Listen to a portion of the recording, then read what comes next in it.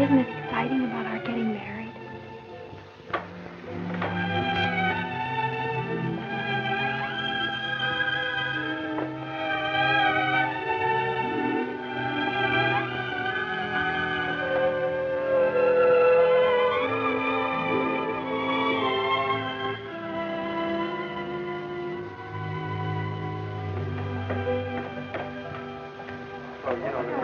Walking on a pink cloud. So I asked her last night at her graduation prom, and she said yes. We're going to be married in August. Wow, married? She's just finishing high school, and you still have 2 years at the university. That's a tough road, Larry. What are you going to use for money? Well, Sue's folks were going to pay something to put her in junior college here in town for 2 years. So we'll have that. But instead of going to college, she'll get a full-time job in campus town. Say she doesn't care anymore about education. So with that, and my part-time job, we'll get by. Uh-oh. Here's Sue now. You two probably want to be alone.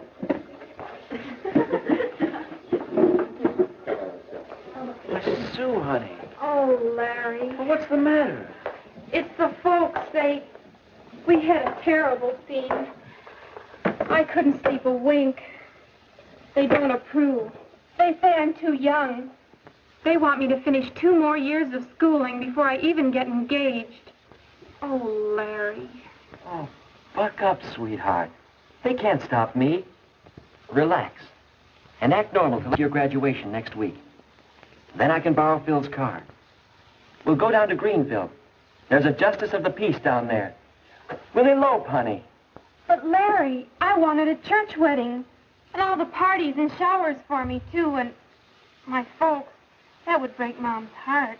Well, we're the ones that are getting married, not your folks. I don't know, Larry. I read somewhere that a marriage without parents' approval has 2 strikes on it from the start. But if eloping's the only way... No, maybe it isn't. Maybe you could convince your folks that you should get married. But how, Larry? How? Say,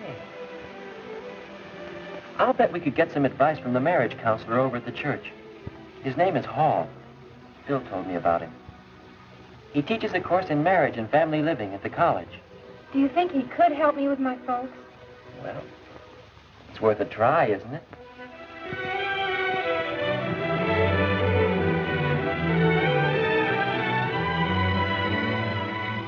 My folks don't understand the way I feel.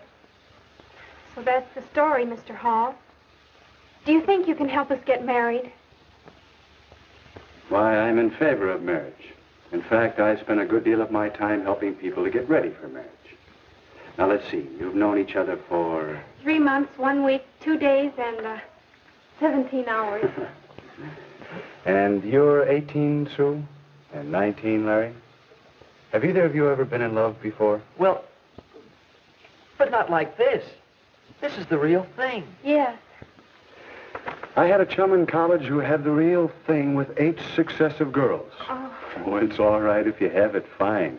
It's a very important factor in building a happy marriage. But tell me, how do you know it's real love, the kind you can get married on? Why, ever since I first met Larry, I haven't wanted to date anyone else. The whole 3 months now. And besides, I haven't even had 1 quarrel with him. No quarrels? Why not? No differences of opinion? Or no opinions? What do you talk about on your dates? Oh, movies and popular songs. Orchestras, dancing. And Larry's chosen profession, engineering? no, I don't understand any of it. I don't like to hear about it. Why, Sue, honey, I didn't know you felt that way. Seems you two may have some things to talk over and settle. Might well ask yourself some questions before you get too serious about marriage. Well, what do you mean? What sort of questions? Well, questions for Cupid. You might say he should ask them before he fires those arrows. We call this Cupid's checklist. First, do you have similar backgrounds, similar bases for your ideals and standards? Second, are you real friends, comrades, pals, through thick and thin?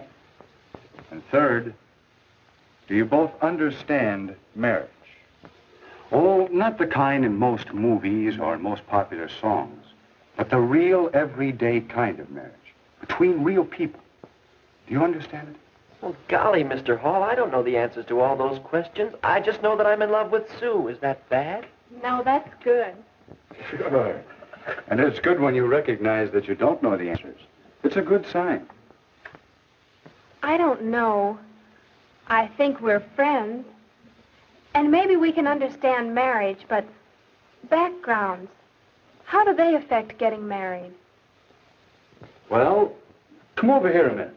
Perhaps I can show you what I mean. What's that? I call it a marriage development board. It represents the psychological distance between a husband and a wife from the time they are born until they die. But what does it all mean? Well, let's set it up for you and Sue. When you are born, you inherit a great many differences from your parents. That's part of your background. That makes sense, all right. Now, as you grow up, you each develop separate and unique personalities. Your mental growth, your emotional outlook, your standards and ideals. Larry, your distinctly masculine outlook on life, and Sue, your feminine way of looking at things, your capacities to love and be loved. In these and many other ways, you each acquire a background. So that when you first met, you were probably farther apart, probably more distinct individuals than when you were born. But I don't want to marry a girl like me. I want to marry a man like him. So even though we're close together here, we don't know how far apart we are there. That's right. When you two met, there was probably an early physical reaction, a romantic attraction that pulled you together, a love appeal that hit you sort of boing. How did you know? Well, it happened to me. It happens in some degree to most couples who become happily married. But it takes more than this boing. For you see, if you're too far apart psychologically, if your backgrounds are not similar enough, it can cause a great deal of argument and unhappiness until... It's gone. Where'd it go? That's what you'll be saying about your romantic love if these other things cause a breakup. No, sir. This is forever with Larry and me. Fine, I hope so. But don't you think it's wise to take time to find out how much strain these differences might put on your romantic love? But there isn't any time. Larry's going away in a couple of months. Yes. Did you two ever see these figures on length of engagement and how it relates to chances for happiness in marriage? No. Two separate studies showed the chance for happiness improves with a longer engagement period. It's fair for 6 months, better for a year or 2 years. Is that because there's a better chance to find out some of these differences and become real friends?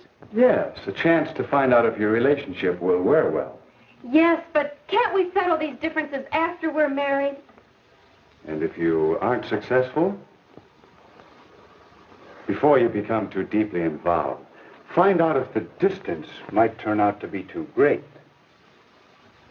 Here's another angle that should interest you both. How age when married affects the chance for happiness. You can see that the chances are better after the man reaches 21 or so.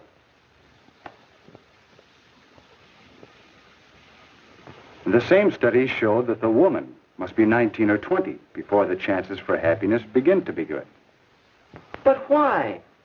What's the difference between 19 and 21 or so? The difference is in you the next few years. You, Larry, and you, Sue. Young people seem to change and mature in these years from 18 to 21 or even later. So that a person you might marry at 18 or so will seem like quite a different person to you a few years later. Gee, hon. Doesn't take an engineer to see that we're on the bad part of the curve of these graphs. All of them. Yeah. I see our chances aren't so good now. What are we going to do? I thought you were going to help us get married.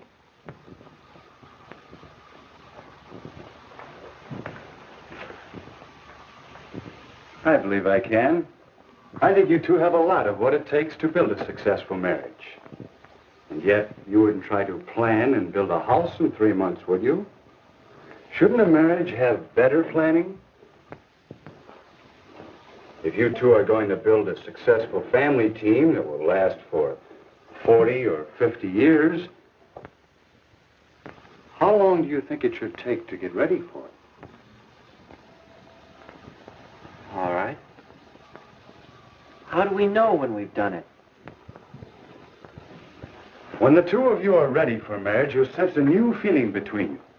The two of you united as a pair, thinking as one unit, acting as one unit, in the building of a marriage and a new family. Your sense of pairedness shows up in the way in which you consider what's best for the pair of you over what you want individually for yourself. You speak of things from my point of view instead of ours.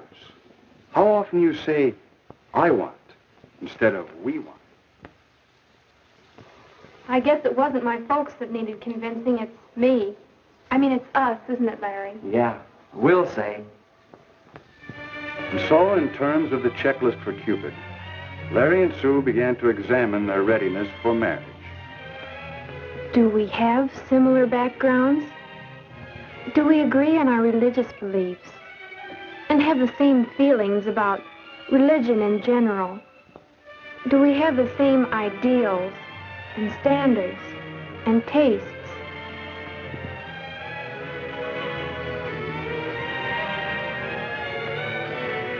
Do we enjoy the same friends? Do we share the same interests? And what about Sue and me? Are we real friends? Do we have a real happiness in being together? Talking? Or just doing nothing together? Does each of us really want to make the other one happy?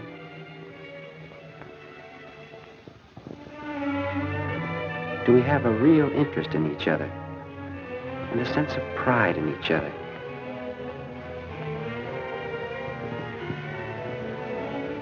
Do we know each other's peculiarities? Do we both have a spirit of give and take? Can we quarrel and come out of it with something better than before?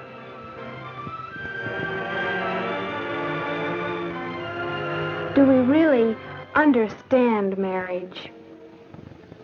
Do we understand the social aspects of marriage? Have we an understanding about money matters and how important it is to have enough money to do more than just get by? Do we understand the physical aspects and the family side of marriage? Do we know how much work there is to a marriage? And overall, do we have a feeling of paired unity? Those questions were helping us to find out just how strong our relationship was and helping us to strengthen it. So the next time we called on Mr. Hall, we realized how much he had been helping us.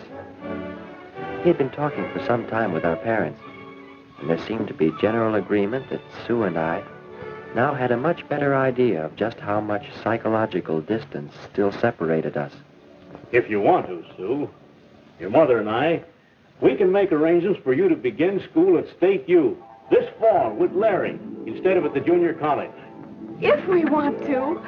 Then, if you two get along, in school, that is, if you continue to reduce the psychological distance, then perhaps at Christmas vacation or at Easter vacation, we'll be glad to announce the engagement. Oh, Larry!